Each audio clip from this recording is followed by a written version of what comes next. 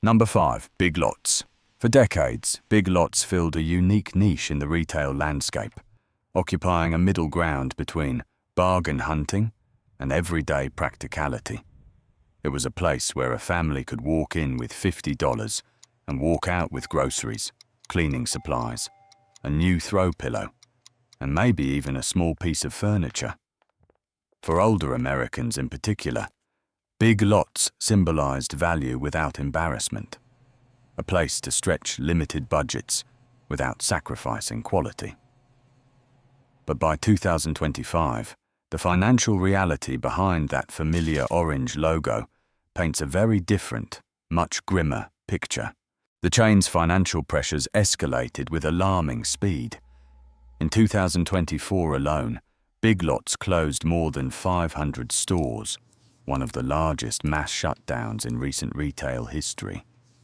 Revenue fell by double digits for multiple consecutive quarters, and inventory shrink, driven by theft and supply chain mismatches, eroded margins that were already tightened by inflation. When the company finally filed for Chapter 11 bankruptcy protection, filings showed nearly 1,400 nationwide locations at risk, and restructuring plans soon shifted toward broad liquidation. Cost pressures slammed the business from every conceivable angle. Freight expenses remained 30% above pre-pandemic levels.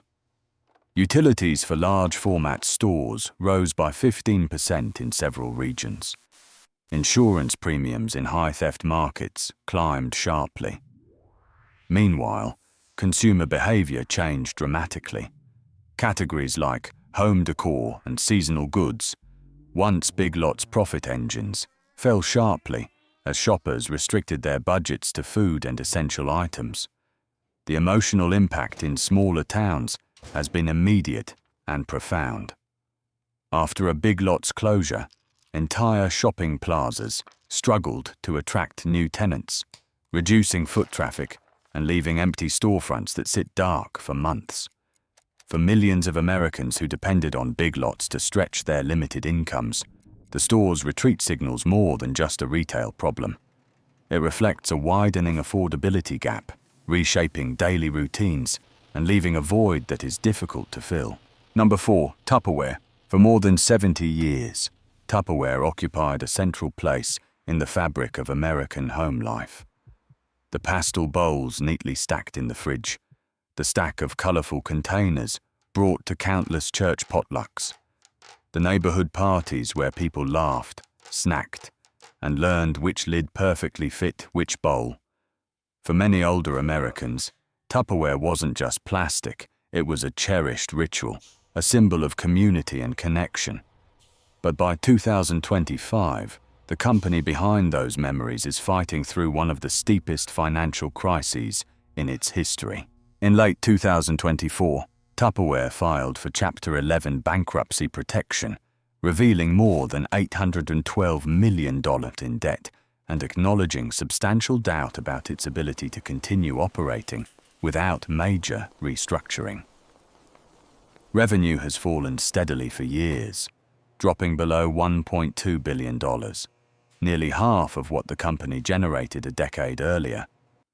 Global sales declined by 30% over recent reporting periods, reflecting a collapse in the direct sales model that was once synonymous with the brand. Competition has fundamentally reshaped the landscape. Retailers like Walmart and Target now offer inexpensive plastic containers at 20 to 40% lower prices, and higher-end consumers have shifted to glass and silicone alternatives. Meanwhile, the number of active Tupperware sellers in the US, once measured in the tens of thousands, has fallen dramatically as online retail eclipses traditional party-based sales. Even loyal customers have noticed changes: thinner plastic, inconsistent quality, and fewer locally hosted demonstrations. Tupperware's ongoing restructuring will determine whether the brand can reclaim its footing in a changed world, or whether an iconic piece of American kitchen culture becomes another chapter in the annals of retail history. Number 3. Rite Aid. For generations, Rite Aid was the neighborhood pharmacy that required no explanation. The place where prescriptions were refilled, family photos were printed, and late-night essentials could be bought without driving across town. It was a comforting presence, a reliable fixture in countless communities.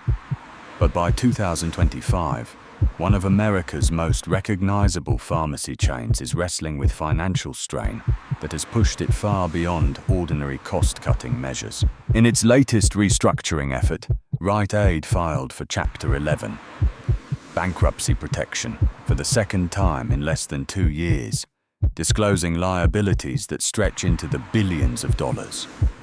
The company has already closed hundreds of stores, and filings indicate that more locations remain under review as part of an aggressive plan to stabilize operations. Shrinking front-end sales, declining prescription volumes in certain regions, and legal liabilities tied to opioid-related claims have added significant pressure. Some court documents reference potential exposure of more than $3 billion connected to litigation costs. Operational challenges have compounded the situation. Pharmacy staffing shortages led wage expenses to rise by 10 to 12%, and theft in urban markets pushed shrink rates well above historical averages. Several states reported store closures, leaving communities with dramatically reduced access to walk-in healthcare, especially in rural areas, where Rite Aid served as the only nearby pharmacy. Inside remaining locations, the strain is visible. Fewer pharmacists per shift, longer wait times, and shelves protected behind plexiglass as a response to loss prevention. Customers accustomed to quick errand stops now find limited hours and reduced services. Rite Aid's restructuring is expected to reshape large parts of its national footprint. And for many neighborhoods, each closing represents not just the loss of a store, but the disappearance of a local healthcare anchor. Number 2. QVC HSN Curate Retail Group. For millions of older Americans, QVC and HSN were more than just shopping networks. They were familiar voices, a comforting presence in their homes. The hosts felt like friends. The product demos felt personal, and the sense of community was palpable. But behind that veneer of comfort lies a company now facing one of the toughest financial battles in its 4-decade history.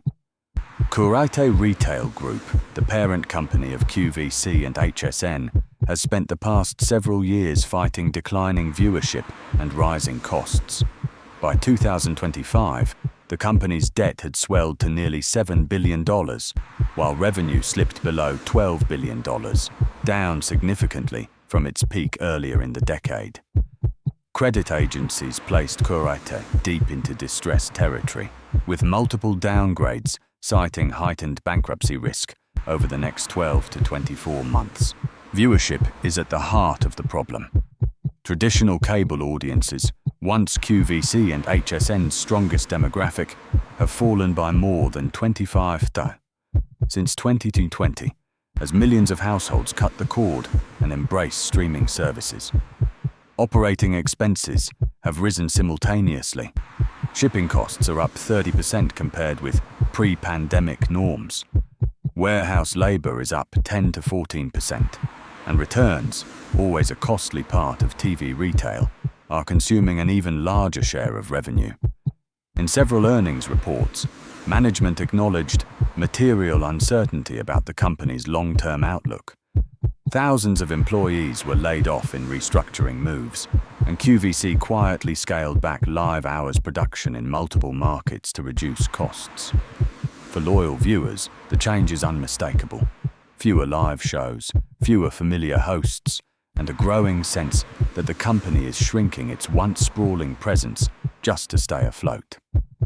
Curate's next steps will likely determine whether these two historic networks can reinvent themselves for the digital age or gradually fade into a digital landscape they helped create. Number 1. Joann. For generations of Americans, Joann was more than just a craft store. It was a community space, a creative hub, a place where memories were made. It was where parents bought fabric for Halloween costumes, where retirees learned quilting in backroom classes, where church groups stocked up on supplies for charity projects. You didn't just shop at Joann. You built something there, whether it was a quilt, a costume, or a lasting friendship. But by 2025, that familiar green and white storefront has become one of the most significant retail closures of the decade. In early 2025, Joann filed for Chapter 11 bankruptcy protection for the second time in just 12 months, revealing liabilities in the hundreds of millions and a restructuring plan that ultimately couldn't save the business. By spring, the company announced it would close every one of its roughly 800 stores nationwide, one of the largest specialty retail shutdowns in modern US history.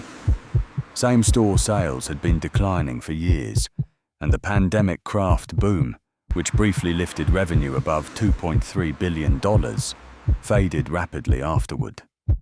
Heavy debt from a past leveraged buyout left Joann with interest obligations that climbed as rates rose. Freight costs spiked more than 20%.